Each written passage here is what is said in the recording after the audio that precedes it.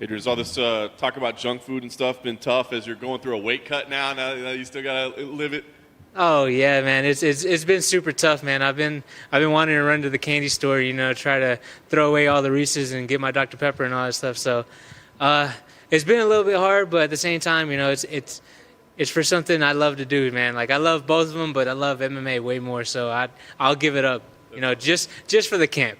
That's awesome. It's been such a fun build up to the fight, right? I mean, what have you taken out of this whole situation? Because it's something we haven't seen before, right? Oh yeah, absolutely. I actually like really love the engagement between like all the MMA fans and the Twitter fans and everything. Like that's been the biggest thing for me because, man, it's just so cool to see people get behind two supportive, two fighters that you should support. You got a banger of a fighter in Randy Costa. You also got another guy who goes in there and tries to knock people out, myself, So it's two good fighters to get behind. And MMA and MMA fans and MMA Twitter just, like, got behind us and just helped us skyrocket to a little bit higher. Because honestly, this fight by itself would have done great. Like, just by itself would have done great. But with the fans getting behind it, making it way bigger than I thought it was going to be, but man, I look at it and I'm blessed, man. I'm blessed. I look at this and I got a worthy opponent. I got the fans talking about it. We got the fans talking about it, and it's just like really, really cool. And the respect that comes out of it, man, it's amazing. I was gonna say, I mean, it's been fun. You guys have both been really respectful, but obviously, as you said, he's a dangerous guy too. So does like a switch have to flip when you step in there on Saturday? Man, honestly, I can like you and still punch you in the face. So to me, it doesn't matter, man. It's at the end of the day, you can either talk mess or you can be as nice as you want. As long as we step in that cage, man, I got to go do a job. Like I got to go out there and fight you and put you out. Whatever way I can. All respect to Randy Costa. He's a great person, a great guy. I like kind of read a little bit of a story about like his guy that passed away, which is very sad, and I still like I have like that amount of respect for him because he still carries him to this day, and that's pretty cool because I try to do the same with my father. So kind of resembling stories, but like some little little difference, but man, at the end of the day, we still have to go in there and fight, and I can like the guy, I can respect the guy and everything, but we're both going to go in there and try to put on a show. We're going to go out there and try to knock each other out. And whenever I walk in there, I'm determined to knock him out. Yeah. You've obviously developed that reputation pretty quick. Man, this ride in the UFC, I can't imagine it could have gone any more perfect for you, right? I mean, did you envision this type of success early on? Honestly, I kind of envisioned it. I always kind of just like speak it into existence type of deal. And that's what I've been doing. I might not do it on social media. I might not do it anywhere else. But like I look in the mirror and I tell myself all the time, like, I can do this. I can go out there and do this. And because there's at one point in my career after like a LFA title loss that I didn't think I was good enough. And after that, I flipped my switch and was like, no, I am good enough. I'm good enough to be here. I'm good enough to do all this that everybody else expects me. Now I got to believe in myself. And after that, like I've been on a roll, 6 fights, 5 of them by knockout or TKO, 1 war with Kyle Estrada. And then after this one, I got a good fight in Randy Costa, which is also resembling a little bit of that Kyle Estrada fight where we're going to both have to dig deep. And, I don't want to dig deep, but I'm going to. What I mean by I don't want to is because I want to knock him out like early, get another 50K bonus so I can go out there and change my life, So keep changing my life and like how I'm doing. So that's exactly what I want to do. I want to go out there, stop him, and, just start changing my life. Have you already had to change your goals since you got in the UFC? I mean, like, you've gotten these wins, you've gotten these bonuses. I mean, have you already had to change like the goals? Man, there's a lot of things that have been changing, man, from life to fighting and everything. So and it's all been in a blessing way. Like I haven't been as happy as I've been like now. Like I'm the happiest I've ever been. I got a lot of good things going for me, and I'm just super excited. I can't wait. Like I really can't wait. Like I'm happy. Like I'm ready to go step into that cage on Saturday. I'm ready to make that walk, and I'm ready for what else life has to give me, man. Because this, like I was saying during that Gustavo fight, man, like all this can be taken away, and I'm just glad that I'm here. That I'm glad that I'm here, that I'm following my dream and pushing towards my dream and showing that, like, if you actually believe in yourself, you can actually get here. So, man, I'm just blessed, man. I love this. I love this job. I love being able to come here and do what I want to do for a living and, be happy, because some people go to work and they're fucking miserable. I'm glad that I'm not that miserable person. I'm glad that I'm happy doing this. That's awesome. Are you thinking about what comes next with this? Because, to win here, like you said, this fight has gotten a lot of attention, right? And it looks like on paper it's going to be a fun fight. Oh, yeah. You've already started developing this reputation a little bit. So are you thinking about kind of where you go next with a win here? Man, I should be getting a top 25 opponent. Top 25 opponent. I believe both of us should be in the top 25 anyways. But there's a lot of killers in this bantamweight division, and you have to take a look at that and be realistic. Like, man, there's a lot of killers, and you got to sit there and you got to work your way into the top 25. There's a lot of there's a couple divisions where it's kind of a little bit light, and you can work yourself into top 5 pretty easily. In the top 15, the bantamweight division, you had to absolutely work your ass off to get there, and that's what I plan on doing. So I just need to go out there and keep performing to the best of my abilities. And with the big win over Randy Costa, like, I go in there and I finish him, that just puts me in the top 25. A win over Randy Costa, a guy who's all first-round finishes, and going out there and got 2 performance bonuses, that should get people into the top 15.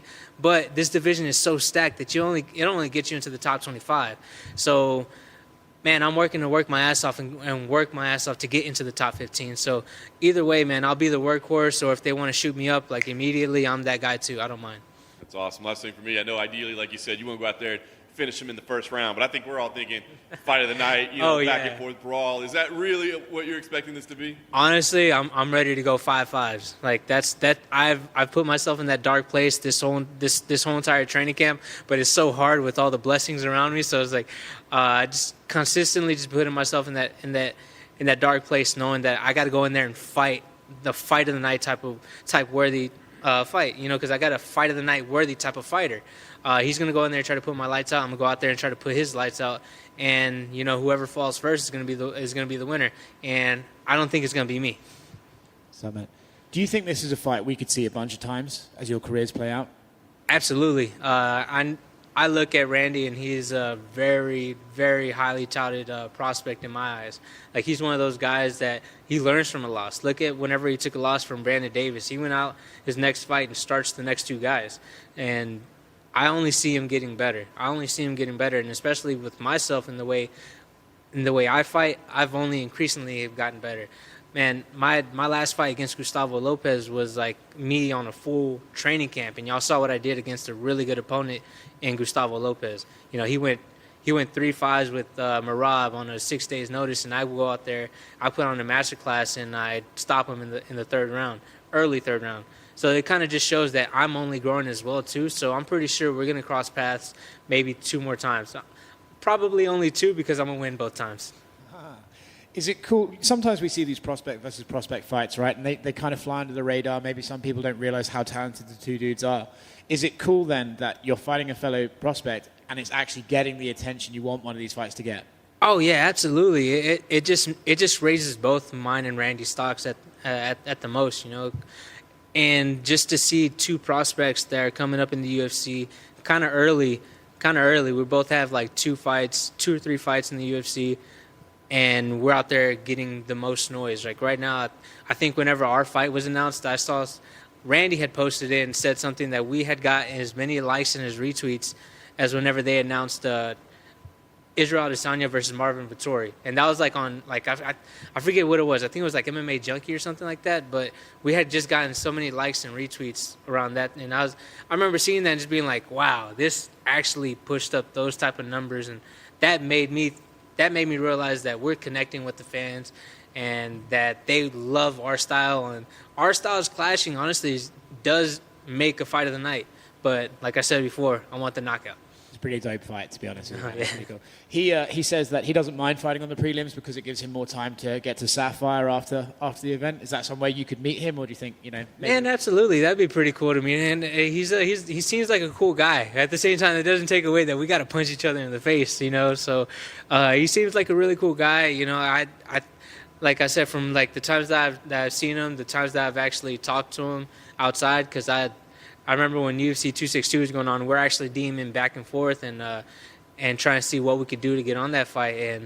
And things didn't happen the way things happened the way they happened. We're fighting this weekend, but he's a pretty cool guy. He was pretty straight up about it, and owned up to whatever has happened. And man, like it's been cool. It's been really, really cool. Like unlike my last fight where the guy was talking trash, and I'm like, all right, well, it makes it a little bit sour taste in your mouth, but at the same time, it's cool. Getting that friendly rivalry. It's pretty cool. I like it because, like, look at what that friendly rivalry did for this fight than what it did for my last fight. It's only bumped my stock up, and it's bumped his stocks up, and it's only done great for me and him.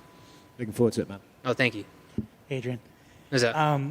So, I mean, you have a rabid fan base on Twitter. How important is it for you and just fighters in general to like be on social media and interact with the fans and just stuff like that? Man, I feel like it's really important. And also, like, kind of going back to a little bit is that I remember how it felt whenever a fighter had reacted or responded to me whenever I first was like getting on the scene, had my first amateur fight and all that stuff. Like, I remember how I felt when a fighter responded to me, and that fighter was John Bones Jones.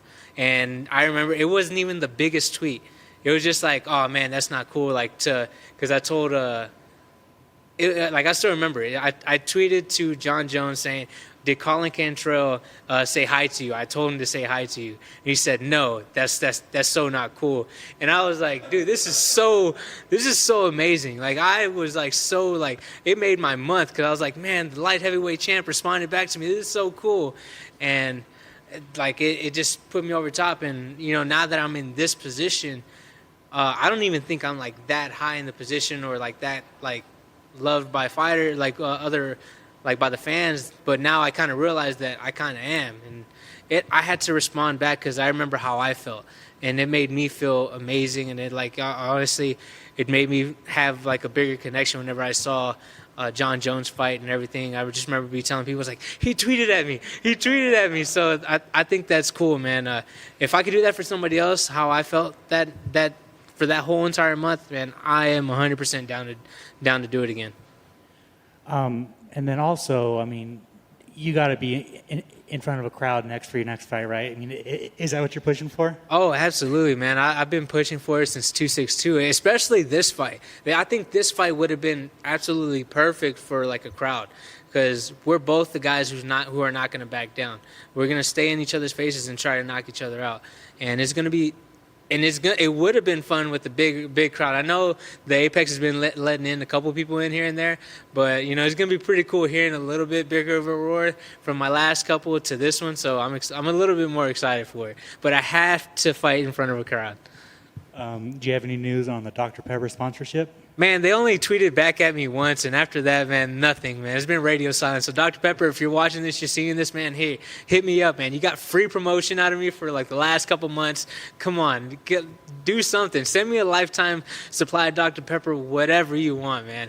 Whatever. You can send me a whole bunch of shirts. It doesn't matter. I just want something. Oh, yeah, it would. So, yeah. Lifetime supply, man. From abstaining for fight week, I can probably get down like a case or two probably by Sunday and Monday. Yeah, literally, like, so I'll run through them. Oh man, yeah, I gotta have the real. I gotta have the Dr. Pepper cherry. I gotta have the Dr. Pepper sugar, the regular Dr. Pepper, all that, man. None of that diet calorie, no 0 calorie. No, I want the hard stuff. And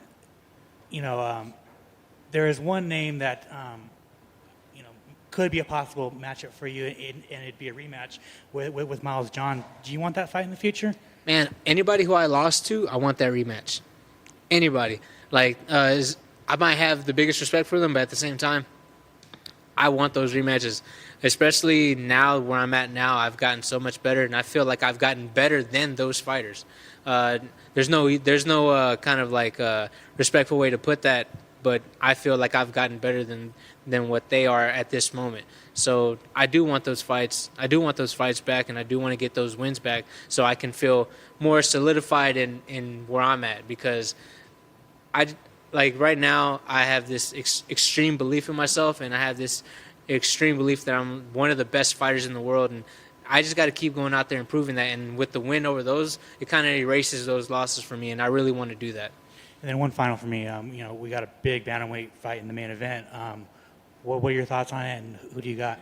Man, I got Corey Sandhagen. I think he's just on a different level than TJ right now, especially with TJ kind of on the latter side of 36 years old. Corey Sandhagen's young. He's only been learning. He's only been improving since the last time they probably sparred and everything. So I really think that Corey Sandhagen is gonna pretty much get the TKO. Yeah, pretty much. I think he gets the TKO. Thank you. Thank you. That's it. Cool. Thank y'all so much.